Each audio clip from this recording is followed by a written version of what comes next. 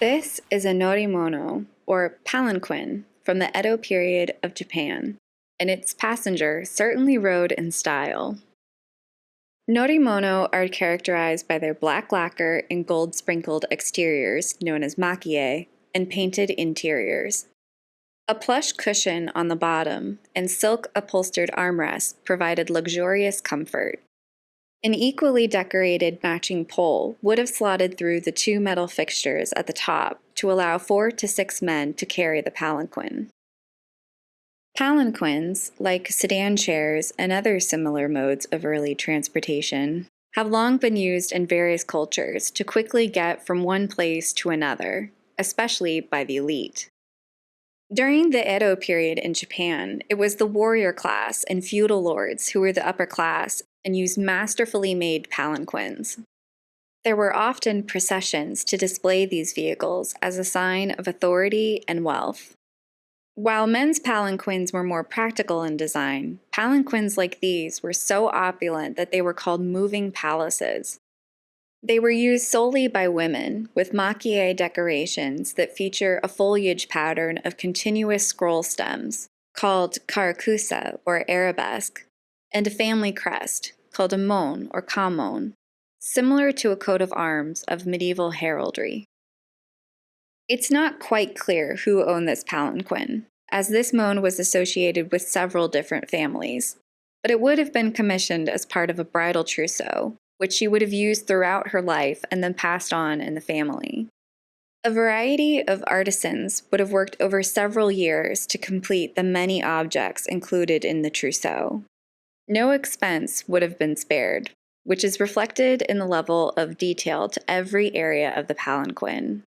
The metal fixings on the outside match the arabesque of the makie and have meticulous designs even in the hidden and inconspicuous areas, like under the roof. This particular mon is called the kuyo, or 9 stars, and has a large circle surrounded by 8 smaller circles. They represent the sun, surrounded by the moon, the planets Mercury, Venus, Mars, Jupiter, and Saturn, and the 2 nodes of the moon, derived from the Hindu concept of Navagraha. The mon is used frequently in the design of the palanquin.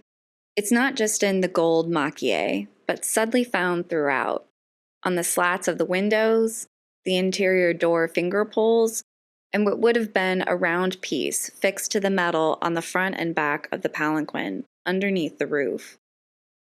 A woman would step in and out with the aid of an open portion of the roof on either side. The silk cushion is decorated with dragons and stylized auspicious clouds in swirling blues, white, and gold. Though the occupant was hidden from view inside with the limited visibility of her surroundings, the interior decorations still provided scenic landscapes that allude to marriage.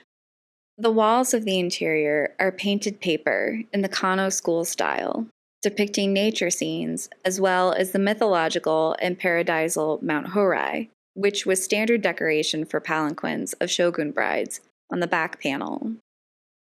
There are also recurring themes of longevity throughout. The back wall features a tall pine tree with 2 turtles and 2 cranes, surrounded by gold clouds.